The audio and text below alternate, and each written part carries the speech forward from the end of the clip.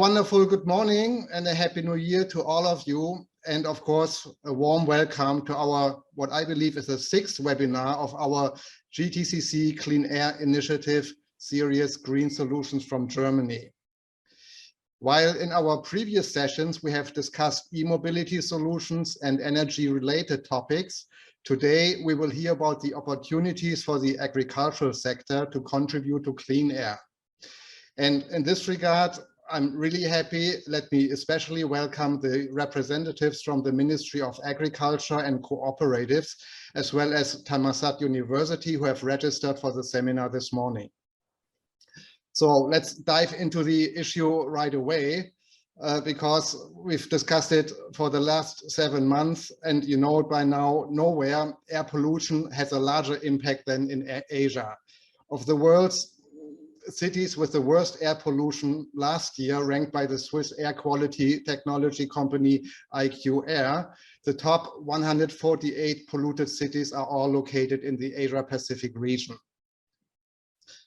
In Thailand, according to the Thai public health officials, about 38 million Thais are living in an environment that puts them at risk of falling ill with common diseases associated with prolonged exposure to hazardous levels of PM 2.5.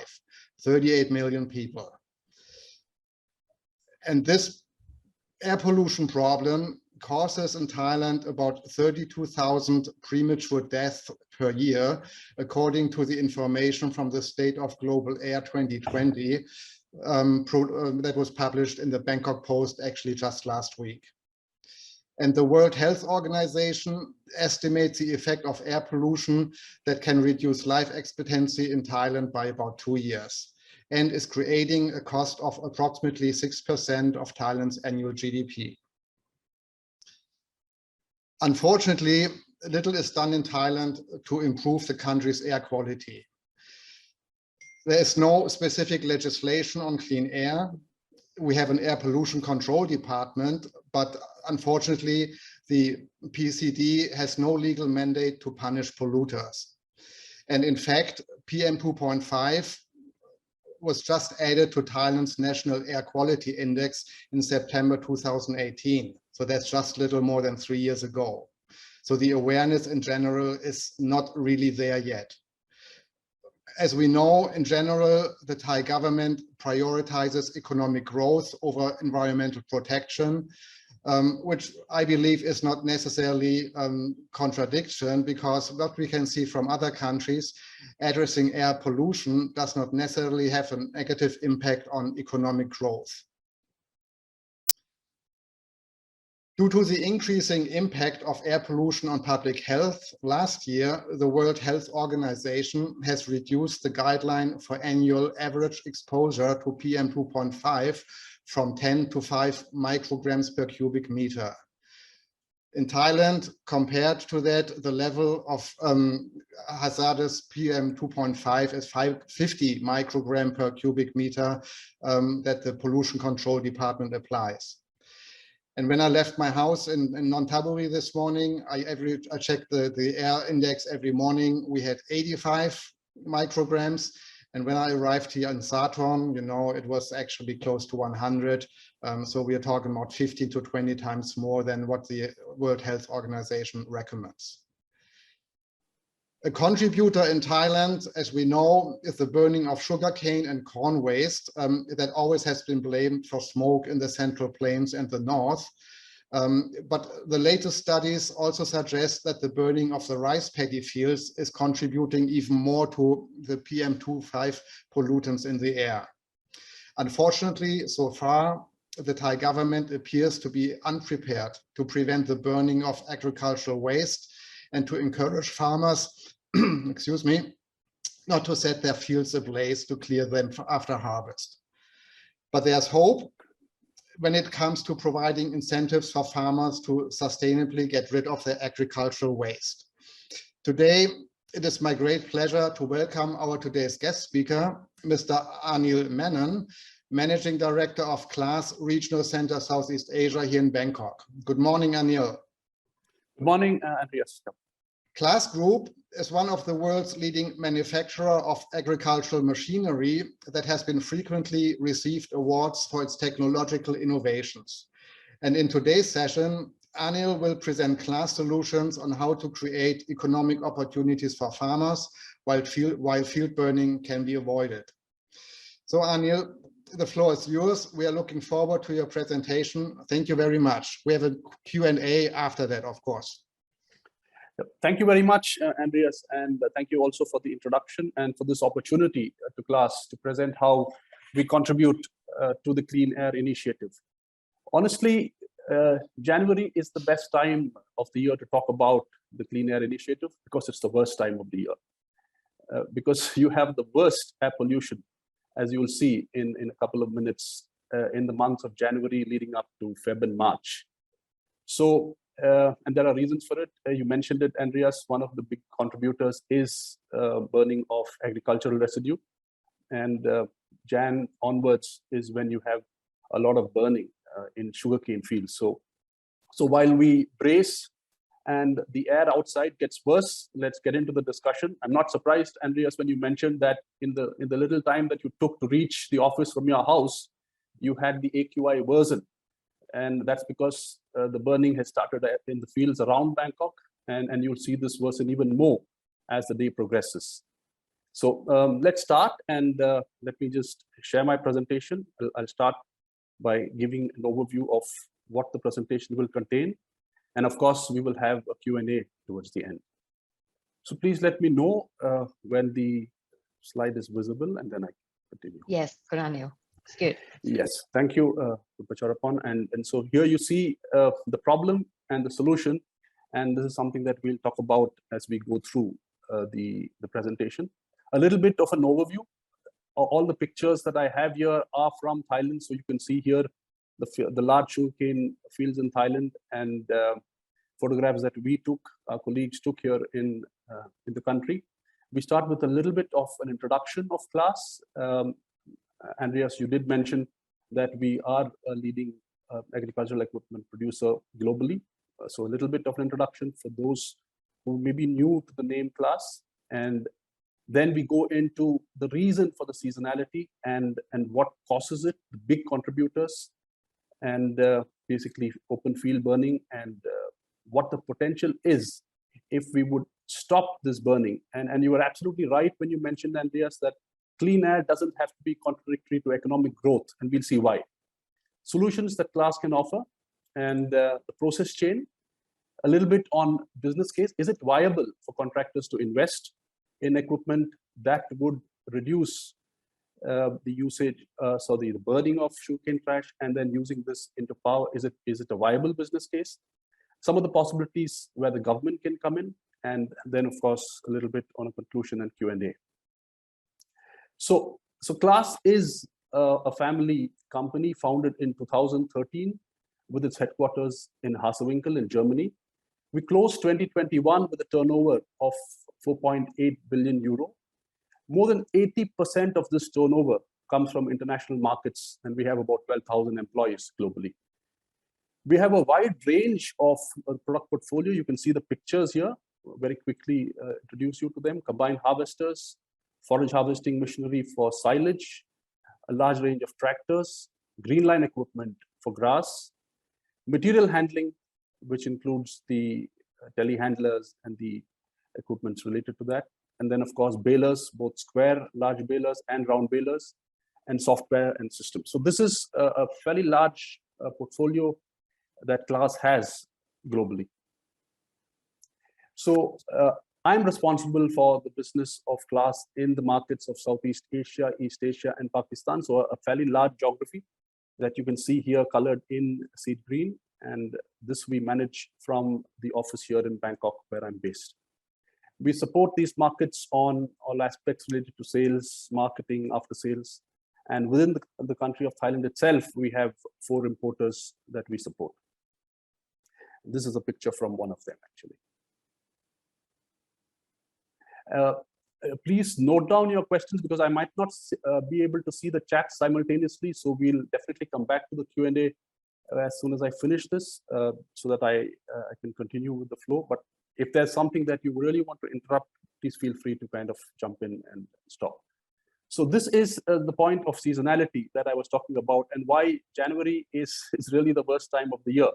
And these are not old charts. And PM 2.5, I'm surprised to learn that it came into the AQI, or the Air Quality Index parameter, only as recently as 2018, which is surprising, because it's perhaps the most important of the other parameters that go into it, like emissions and so on. So you have here the daily average of the PM 2.5 over a period of time. So you can see here from 2016 to 2021, and this is for Bangkok. And here you can see how it dips substantially later, but peaks around the time of Jan. And these are numbers as recent as December 21. So it's a few days ago. You can see here always seasonally peaking around Jan, Feb, March, and then tapering off, and then doing again year after year after year. And we are in the red zone now. So ideally, we should have been below the yellow line, much below a level of 50. But now we are, as we speak, about 150 and more. So this is seasonal, and the seasonality is not driven by traffic. It's not driven by construction. It's not driven by power production, because this happens more or less throughout the year. So what's causing this seasonality? I mean, it's obviously farm production and burning of farm residues, which is really seasonal, and therefore the biggest contributor to the spike. So we'll come to that as well as we go into more details. Okay, so it was not just a chart, and it's more personal. So these are two pictures taken by my colleague Lucas Fibrock, who's also our product manager for Asia, based here with me in the Bangkok office. These are pictures from his mobile that he took from his condominium, 16th of Jan 2020, which is last year around the same time, and 2020, and then 4th of June 2020, exactly the same spot, same picture, and you can see the difference in the air quality just visibly. So it's hitting home. It's not something that we see on charts and on the web. It's more personal, and we're going through this. So as we speak, the air outside is actually now getting to something like this, and we will have to wait for 6 months until June before we have more normal and the right level of air quality. So it's personal, and like you said, Andreas, at the beginning, it costs lives, and it is also reducing life expectancy of not just Bangkok, actually, also other cities within the country of Thailand, and even other countries around. So this is something which is very, very serious, and something that needs immediate attention. Surprisingly, the solution is not so complex. It can be addressed with a little bit of effort. 6% of GDP is what it costs us in Thailand, but the solution would be much lesser than that, much lesser in terms of cost of as a percentage of GDP than what it really is costing us in terms of losses. So okay, this is what I just said. Seasonality is not driven by traffic. It's not driven by factory output. It's not driven by energy generation, because this stays largely the same. It's driven by, okay, we have winds as a contributor, but largely open field burning. And the winds here, the northeast monsoons or the inland monsoon winds, amplifies the burning, because Bangkok is somewhere here down. And if you have burning all over these geographies, and if you have the wind blowing that particulate matter into the cities here, then you have the worst recipe for disaster, because this is the perfect storm. You have high level of ash, high level of particulate matter being blown in thanks to the inland monsoon winds around the time of Jan, Feb, March. So this is actually why we see such a high spike. And it's not just in Bangkok, like I said, you will see a few pictures later. It happens in the neighboring countries as well. And all that gets blown in to Thailand by these winds. Paddy straw burning is a big contributor. This is something that is true also from the country where I belong, India. And Jan, Feb, March, or it actually starts a little earlier, December is when it peaks there as well. But there it's driven almost completely by paddy straw burning in the north around Delhi. Okay, the question then is it so simple to relate PM2.5 concentration levels in the air around us to burning? And do we have some evidence about it, or is it just that it's a guess? So these two charts that we have here clearly show that there's a one-to-one correlation between concentrations of PM 2.5, which you see here in the blue line, and an exact graph showing the number of hotspots in a distance of about 400 kilometers from Bangkok. So these red is basically the number of hotspots on a daily basis, and you can see here the level of PM 2.5 concentration. And if we needed further proof, you can see that on New Year's Eve or on the New Year's Day, when there was no burning, you have an immediate corresponding dip, huge dip on the PM 2.5 level concentrations. So I don't think we need to really look for more evidence. The relationship is clear, and smoke released by agricultural fires and forest fires are really the main cause of air pollution. Even forest fires are not so seasonal. The real seasonality is actually from agricultural fires. So this is some alarming pictures from the satellite, offered by NASA. It's on the website. You could access it from this link here. And what we've done is to get snapshots from October 2020 to May 2021, and the red spots that we see around here are basically the fires. Almost all of them cropland fire that is done because of burning of residues. So October, before the harvest starts, you have fairly clean country landscape, and you have still a few fires, maybe driven by paddy straw. And then you can see it increasing here, and in December, you can see the pace picking up. In January, as we speak now, the number of fires in Thailand and the neighboring countries have gone up substantially. This coincides almost directly with the sugarcane harvest season and sugarcane trash burning. It intensifies to a really worrying extent in Thailand and the neighboring countries in Feb and March. And it's really painted red across. And imagine now northeasterly winds blowing in these particulate matter and ash all the way from here down into Bangkok. And it's not just about cities that we're talking about. It's the entire country that is actually suffering from this issue. So it's not something that metros need to be concerned about. It's something that affects life even in rural Thailand or rural countries around Thailand. And as it eases off, harvest is over, you have lesser burning because by now the farms have been ready, prepared for the next harvest. And then you have a new crop coming up and it completely eases off here. So if there's any further evidence needed, then we don't need to look beyond these pictures that are from the satellite imageries, actual imageries of the map. Okay, so we just spoke about it, but some more pictures. You can see the pictures here in Thailand where the fields are being burned. In fact, sometimes you have standing sugarcane burnt because then it becomes easier for them to harvest when the leaves are burnt off. And this is a direct source of 2.5 particles like we saw, and it's not just the skyline in Bangkok, it's actually beyond across a larger geography.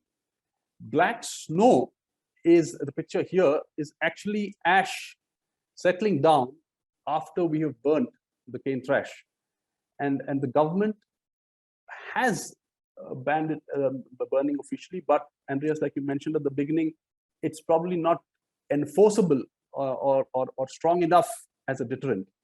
But then from our experience, not just from here in this country here, but also in other countries, in my own experience from India earlier as well, deterrence is just one part of the step. We could have, let's say, bans, and we could have laws asking farmers not to burn, but there's also something that we need to look beyond. Why are the farmers burning it?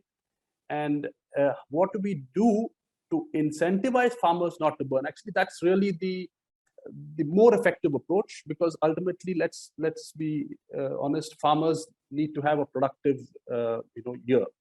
They need to look at cost-effective ways of managing from one harvest to the next, and we need to make it possible for them to make money from agriculture. So what we really need to look at is to offer cost-effective alternate solutions that then encourage farmers to stop on their own and use more of the carrot and less of the stick because then that's going to work. So what do we do with this agricultural waste? And one of the simple, easy ways of using it is using it as fuel for energy generation. So the waste could be straw, paddy, sugarcane trash, any straw basically, cobs, wood chips, all agricultural residues. And it could go in. The easiest way is simply to burn it and produce power in an incineration power plant. Simpler process, but there's a more energy efficient process actually, and there are a few biogas plants in Thailand as well, is actually digesting the straw and producing biogas, which then is a source of energy. Because the straw is dry, the process of biogas is a little bit more complex than a simple process in an incineration power plant, but it's very effective in terms of the efficiency in energy conversion. So let's look at the incineration because it's the more easier part. You use the waste, you burn it, you produce heat, and that is used then to generate electricity. But the question is, what happens with the exhaust? Yes, you have the option now because it's controlled. We can control with filters the exhaust gases and ensure that they are clean. And we have the added advantage of then using the residues for applications like a fertilizer or a weed killer.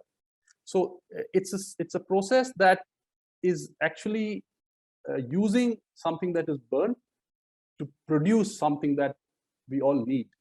So like it was mentioned earlier, any effort at reducing reasons for air pollution does not necessarily mean an impact on the economy. It could actually be the other way around. It could actually give a boost to the economy, and as we see later, also a source of employment for entrepreneurs who get into this process of converting straw and agricultural residue into power. So what's the